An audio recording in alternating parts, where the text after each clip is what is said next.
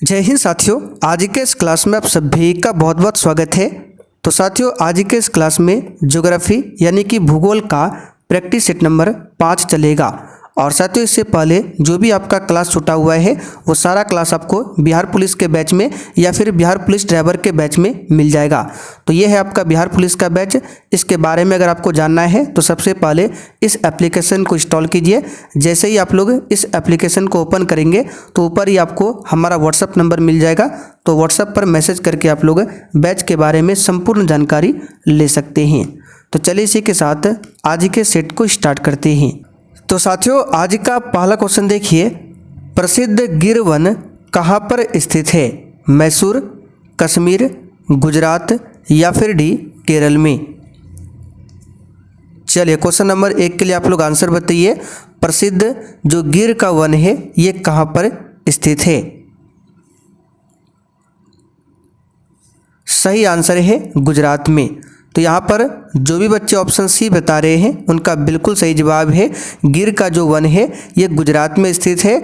और ये वन किस लिए प्रसिद्ध है पूछा जाता है तो एशियाई शेर के लिए।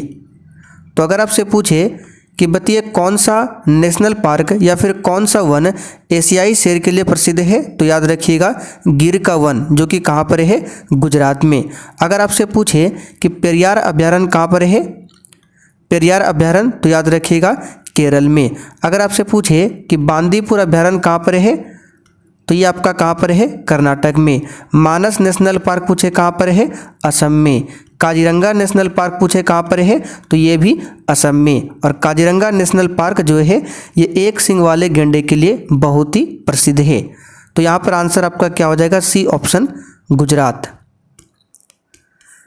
चलिए क्वेश्चन नंबर देखिए दूसरा, निम्नलिखित में से कौन सा कथन सही नहीं है? और देखिए प्रत्येक स्टूडेंट को नीचे लाइव चैट में या फिर कमेंट बॉक्स में अपना अपना आंसर जरूर करना है। तो पंजाब में गेहूं का उत्पादन होता है, असम में चाय का उत्पादन होता है, कर्नाटक में कॉफ़ी का उत्पादन होता है, हिमाचल प्रदेश में केसर का उत्पादन होता है। यहाँ पर देखिए डी ऑप्शन ही सही नहीं है।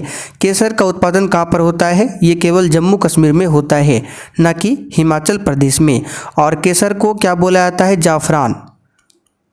ठीक है, इसे भी ध्यान रखिएगा। जाफरान भी कहा जाता है केसर को, जो कि कहाँ पर होता है? जम्मू कश्मीर में। बाकी सभी ऑप्शन यहाँ पर सही दिया हुआ है। गन्ना का उत्पादन सबसे अधिक पूछे कहाँ पर होता है, तो उत्तर प्रदेश में। जूट का सबसे अधिक उत्पादन पूछे कहाँ पर होता है? पश्चिम बंगाल में। और जूट उत्पादन में बिहार का कौन सा स्थान है, तो दूसरा स्थान है जूट उत्पादन में। चलिए आगे देखते हैं क्वेश्चन नंबर तीसरा, राजस्थान में खेतड़ी किसके लिए प्रसिद्ध है?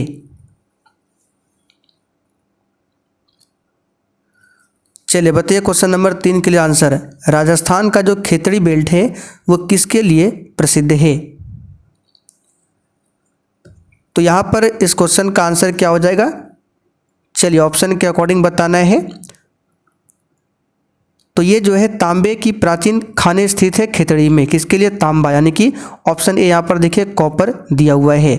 तो पहला वाला ऑप्शन आपका सही जवाब है। राजस्थान का जो खेतड़ी है वो तांबा यानी कि कॉपर की खदान के लिए प्रसिद्ध है। तो यहाँ पर ए ऑप्शन आपका सही जवाब है। अगर आपसे पूछे कि बॉक्साइट सबसे अधिक कहाँ पर होता है, तो याद रखिएगा उड़ीसा में। बॉक्साइट का सबसे अधिक उत्पादन कहाँ पर होता है? उड़ीसा में। लोहा सबसे अधिक पूछे वो भी आपका हो जाएगा उड़ीसा। आगे देखिए, 2011 की जनगणना के अनुसार जनसंख्या की दृष्टि से भारत का सबसे बड़ा राज्य कौन सा है? चलिए बताइए इस क्वेश्चन का आंसर क्या होगा?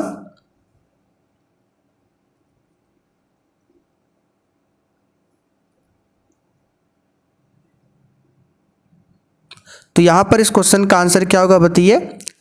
चलिए इस क्वेश्चन का आंसर हो जाएगा आपका ऑप्शन सी, उत्तर प्रदेश।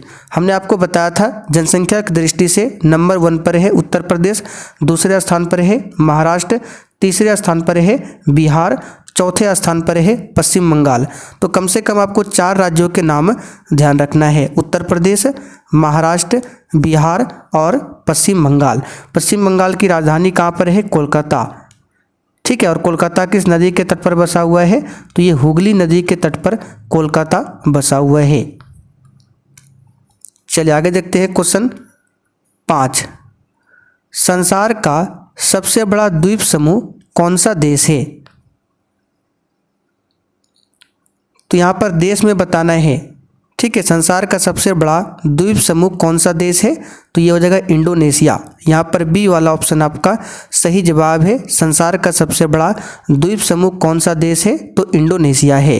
तो यहाँ पर बी ऑप्शन सही है।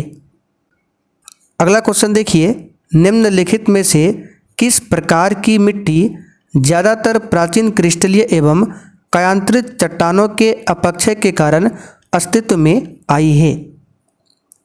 चलिए, बहुत ही शानदार क्वेश्चन है। और साथियों, जिसने अभी तक सेशन को लाइक नहीं किया है, आपसे रिक्वेस्ट है आप लोग सेशन को साथ में लाइक करते चलिए। इसका आंसर हो जाएगा लाल एवं पीली मिट्टी। बी ऑप्शन आपका सही है। अच्छा, भारत में सबसे अधिक कौन सी मिट्टी पाई जाती है? तो ये हम आपको बता चुके हैं, जलोढ़ मिट्टी। जलोढ़ मिट्टी दो प्रकार की होती है, एक पुरानी जलोढ़ मिट्टी जिसको बांगर कहते हैं, दूसरा होता है नई जलोढ़ मिट्टी जिसको हम लोग खादर भी बोलते हैं। अच्छा, काली मिट्टी का दूसरा नाम क्या है? रेगुर मृदा, यानी कि रेगुर मिट्टी।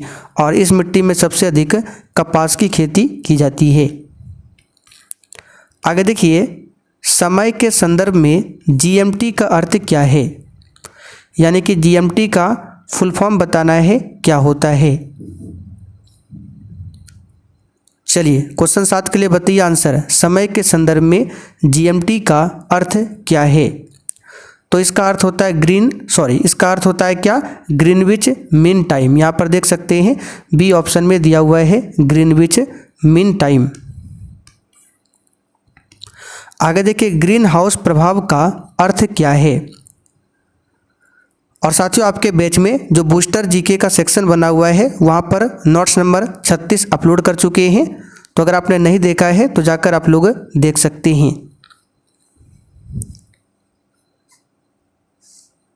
तो यहाँ पर इस क्वेश्चन का आंसर क्या हो जाएगा? ग्रीन हाउस प्रभाव। तो वायुमंडलीय कार्बन डाइऑक्साइड के कारण सौर ऊर्जा का विपासन ही ग्रीन हाउस प्रभाव कहलाता है। और ग्रीन हाउस प्रभाव जो होता है सबसे अधिक किस गैस के कारण होता है? तो सबसे अधिक है कार्बन डाइऑक्साइड। क्या है? Carbon dioxide. Green house effect में मीथेन भी आ जाता है, जलवाष्प भी आता है, ठीक है, CFC भी आ जाता है, नाइट्रस ऑक्साइड भी आता है। ये सभी आपका ग्रीन हाउस इफेक्ट वाला गैस है, लेकिन सबसे अधिक जो इफेक्ट है ये है कार्बन डाइऑक्साइड। आगे देखिए, कौन सी चट्टानें प्राणियों के खोल यानी कि कवच और अस्थि कंकाल से बनती है? चलिए बताइए, क्वेश्चन 9 के लिए आंसर इसका क्या होगा? तो ये है चूना पत्थर यानी कि लाइमस्टोन। बी ऑप्शन यहाँ पर आपका सही जवाब है। आगे देखिए, टॉर्नेडो निम्नलिखित में से क्या होता है? बताइए, टॉर्नेडो निम्नलिखित में से क्या होता है? और साथियों, आज से पहले जो भी आपका ज्योग्राफी का क्लास छूटा हुआ है वो सब क्लास आपको बैच में मिल जाएगा। क्लास का PDF, क्लास का नोट्स, सारा कुछ मिल जाएगा। हमने जो आपको पीछे एप्लीकेशन बताया उसको इंस्टॉल कीजिए, वहाँ पर हमारा व्हाट्सअप नंबर मिल जाएगा। मैसेज करके बता सकते हैं कि सर मेरा ये क्लास छूटा हुआ है। तो टॉर्नेडो निम्नलिखित में से क्या होता है? तो देखिए, टॉर्नेडो के केंद्र में क्या होता है? वायु दाब अत्यधिक निम्न होता है। तो यहाँ पर केंद्र का जो दाब होता है वो क्या होता है? अत्यधिक निम्न। यहाँ पर बी ऑप्शन आपका सही है। चलिए, यहाँ पर मिलान करना है सूची 1 को सूची 2 से। तो एक तरफ वन दिया हुआ है, दूसरे तरफ क्या है? पेड़ का नाम है, यानी कि मैंग्रोव वन में सागौन, बबूल, पाइन वन, सुंदरी वन क्या पाया जाता है आपको बताना है। तो इस तरह के क्वेश्चन में अगर आपको 1-2 का भी आंसर आता है तो पूरा आप लोग मिला सकते हैं। जैसे कि याद कीजिए, हमने आपको कई बार बता रखा है कि मैंग्रोव वन में किस प्रकार के वन है? तो सुंदरी वृक्ष है, यानी कि सुंदरी वन या फिर सुंदरी वृक्ष कहाँ पाया जाता है? तो मैंग्रोव वन में। और ये कहाँ है? तो पश्चिम बंगाल में। तो पी का आपका क्या हो जाएगा? 4। आइए देख लेते हैं किस में दिया है पी का 4। तो यहाँ पर देख सकते हैं केवल तीसरा वाला ऑप्शन में ही P का 4 दिया हुआ है। अब आपको पूरा मिलाने की ज़रूरत नहीं है, अब यहीं से मिला सकते हैं। Q का देखिए यहाँ पर क्या है 3 है, तो Q का हो जाएगा आपका 3 पाइन 1, यानी कि मोंटाने वन जो है यहाँ पर हो जाएगा पाइन 1। उष्णकटिबंधीय कांटेदार वन हो जाएगा, इसमें आपका बबूल हो जाएगा। और उष्णकटिबंधीय पर्णपाती में सागौन के वृक्ष पाए जाते हैं।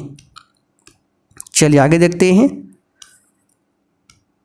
पारिस्थितिकी शब्द का प्रयोग सर्वप्रथम किसने किया था?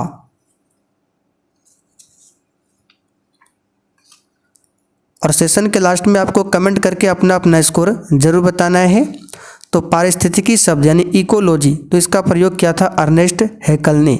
यहाँ पर सी ऑप्शन आपका सही जवाब है। चार्ल्स डार्विन ने नेचुरल सिलेक्शन का सिद्धांत दिया था। चलिए आगे देखते हैं क्वेश्चन नंबर 13। चलिए ये भी मिलान करने वाला है। एक तरफ नदी का नाम है, दूसरे तरफ संबंधित राज्य है, यानी कि नदियों की उत्पत्ति के बारे में आपको बताना है। तो इसमें से महानदी की बात करें तो महानदी आपका हो जाएगा, चलिए सबसे पहले गोदावरी निकालते हैं। तो गोदावरी आप सभी जानते हैं महाराष्ट्र से निकलता है, महाराष्ट्र के नासिक से। तो गोदावरी हो जाएगा आपका महाराष्ट्र, यानी क्यू का आपका 3 हो जाएगा। देखिए किस ऑप्शन में है क्यू का 3। देखिए क्यू का 3 इसमें भी है और इसमें भी है। आइए एक और मिला लेते हैं। चलिए कावेरी को मिला लेते हैं। कावेरी हमने आपको बताया था कर्नाटक हो जाएगा। कर्नाटक के त्र्यंबकेश्वर पहाड़ी से निकलता है कावेरी नदी, और दक्षिण की गंगा कहा जाता है कावेरी को, ठीक है। तो आर का आपका 4 देखिए, तो क्यू का 3 इसमें, आर का 4 इसमें, आर का 4 इसमें भी है। चलिए यहाँ पर भी मैच कर गया। आइए एक नदी और मिलाते हैं। अब गंगा की बात करें तो गंगा आपका हो जाएगा उत्तराखंड, आप सभी जानते हैं। एस का 1 हो जाएगा, एस का 1 देख सकते हैं, एस का 1 केवल ऑप्शन ए में ही दिया हुआ है। तो यहाँ पर क्या हो जाएगा पहला वाला ऑप्शन, और महानदी आपका हो जाएगा छत्तीसगढ़। आगे देखिए, निम्नलिखित संघ शासित क्षेत्रों में सबसे छोटा कौन सा है?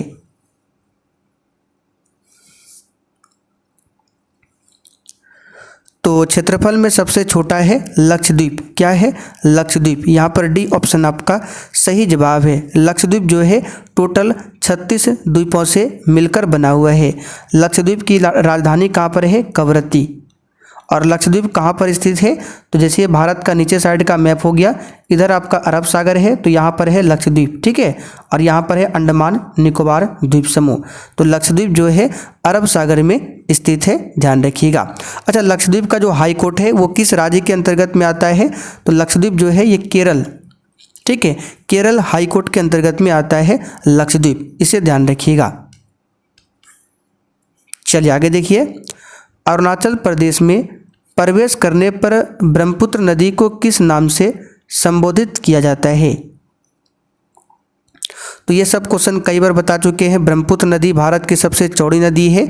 ये चीन तिब्बत में, ठीक है, मानसरोवर झील के निकट चेमा युंगडुंग ग्लेशियर या फिर सांगपो ग्लेशियर से निकलती है। और ब्रह्मपुत्र नदी भारत में अरुणाचल प्रदेश से होकर प्रवेश करती है। और ब्रह्मपुत्र नदी का नाम अरुणाचल प्रदेश में क्या हो जाता है? दिहांग। यहाँ पर बी ऑप्शन आपका सही जवाब है। सुबनसिरी, धनसिरी ये ब्रह्मपुत्र नदी की सहायक नदियाँ हैं। क्षेत्रफल की दृष्टि से निम्नलिखित भारतीय राज्यों में से सबसे अधिक वन आच्छादन किस राज्य का है?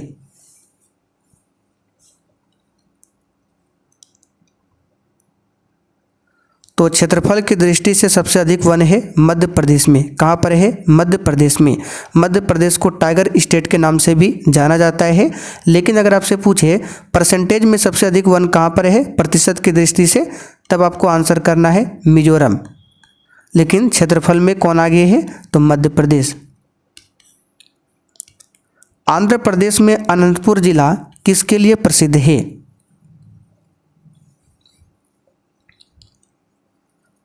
तो ये स्वर्ण यानी कि गोल्ड के लिए प्रसिद्ध है। और कर्नाटक का कोलार की खान भी जो कोलार की जो खान है ये भी गोल्ड के लिए ही प्रसिद्ध है। भारत में आबादी की जनगणना की जाती है हर, यानी कितने साल बाद भारत में आबादी की जनगणना होती है? तो नॉर्मल सा क्वेश्चन है, 10 साल के अंतराल पर। भारत की पहली जनगणना कब हुई थी? तो 1872 में मेयो के समय में हुआ था। लेकिन 10 के आधार पर जनगणना पूछे तो 1881 में हुआ था लॉर्ड रिपन के समय में। किस देश को यूरोप का कॉकपिट कहा जाता है?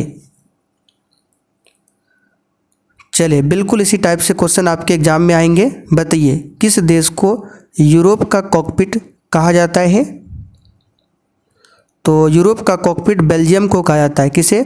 बेल्जियम को। यहाँ पर ए ऑप्शन आपका सही जवाब है, ध्यान रखिएगा।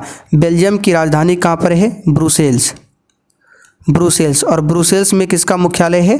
तो यूरोपीय संघ का मुख्यालय है। पूछा जाता है कि यूरोपीय संघ का मुख्यालय कहाँ पर है? तो बेल्जियम की राजधानी ब्रुसेल्स में। क्षुद्र ग्रह किन ग्रहों के बीच में देखे जाते हैं? तो ये सूर्य हो गया, सूर्य से सबसे नज़दीक ग्रह बुध, फिर शुक्र, पृथ्वी, मंगल और बृहस्पति। तो मंगल और बृहस्पति के बीच में क्षुद्र ग्रह देखे जाते हैं, मंगल और बृहस्पति। बृहस्पति ग्रह सौरमंडल का सबसे बड़ा ग्रह है, शनि ग्रह सौरमंडल का दूसरा सबसे बड़ा ग्रह है और बुध ग्रह सबसे छोटा है, आप सभी जानते हैं। शुक्र ग्रह सौरमंडल का सबसे गर्म, सबसे चमकीला ग्रह है। एक ही तापमान वाले स्थानों को जोड़ने वाली काल्पनिक रेखाएं क्या कहलाती है?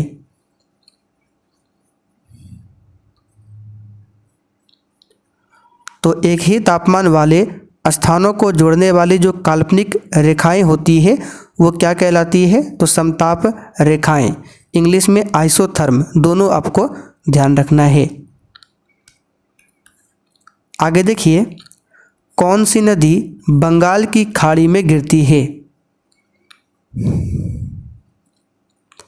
तो बंगाल की खाड़ी में गिरने वाली नदियां हमने आपको बताया था, जैसे कि दामोदर हो गया, महानदी, गोदावरी, गंगा, कावेरी, कृष्णा, ये सभी बंगाल की खाड़ी में गिरती है। और जो नदियां बंगाल की खाड़ी में गिरती है वो डेल्टा का निर्माण करती है। तो यहाँ पर देखिए महानदी दिया हुआ है, बंगाल की खाड़ी में गिरती है। बाकी नर्मदा, ताप्ती, ये सभी जो है आपका अरब सागर में जाकर गिरती है, ध्यान रखिएगा। और जो नदियां अरब सागर में गिरती है वो एस्चुअरी यानी कि दरार घाटी से होकर बहती है, ये भी आपको ध्यान रखना है। आगे देखिए, निम्न में से कौन सी ठंडी महासागरीय धारा नहीं है? और साथ ही यहाँ पर ध्यान दीजिए, चंबल की बात करें तो ये यमुना की सहायक नदी है। ठीक है, यमुना की सहायक नदी है चंबल। तो कौन सी ठंडी महासागरीय धारा नहीं है? आंसर है कुरोशियो। सी ऑप्शन आपका सही जवाब है, कुरोशियो। ये जो है अटलांटिक महासागर में चलने वाली, ठीक है, अटलांटिक महासागर में गल्फ स्ट्रीम तंत्र के समान चलने वाली ये जलधारा है, यानी कि गर्म जलधारा है कुरोशियो। आगे देखिए, अत्यधिक वनोन्मूलन का सबसे अधिक खतरनाक प्रभाव क्या है? तो वनोन्मूलन का मतलब क्या होता है? वन की कटाई करना, वन को खत्म करना। तो वन संपत्ति की क्षति ये तो होता ही है, जंगली जानवरों के निवास स्थलों का नाश ये भी होता है, मृदा अपरदन ये भी होता है, अनेक मूल्यवान पादपों की क्षति। तो सबसे अधिक जो प्रभाव खतरनाक होता है ये बी है, अनेक मूल्यवान पादपों की क्षति इससे होती है। यहाँ पर बी ऑप्शन। चलिए आगे देखिए, मध्य रात्रि सूर्य का क्या अर्थ है?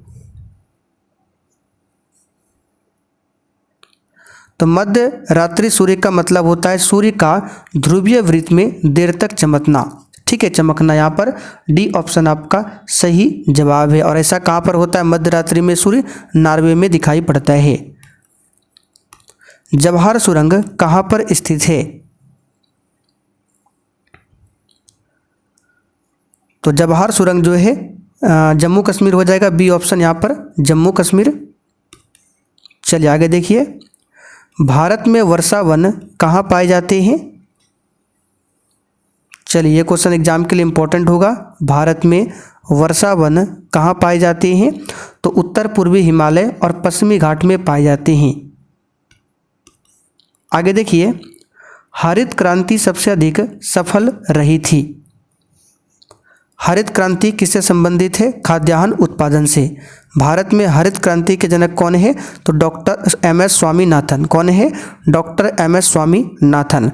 और हरित क्रांति सबसे अधिक सफल पंजाब, हरियाणा और उत्तर प्रदेश में रही थी। चलिए आगे देखिए। पन्ना मध्य प्रदेश में एक बहुत महत्वपूर्ण स्थान है। यह निम्न में से किस खदान के लिए प्रसिद्ध है? तो हीरा पन्ना बहुत ही सिंपल क्वेश्चन है, कई बार करा चुके हैं। आंसर क्या होगा? हीरा के लिए। तो चलिए साथियों, ज्योग्राफी का आज का प्रैक्टिस सेट यहीं पर कंप्लीट होता है। अब आप लोग कमेंट करके बताइए आपने 30 क्वेश्चन में से कितने क्वेश्चन सही किए हैं।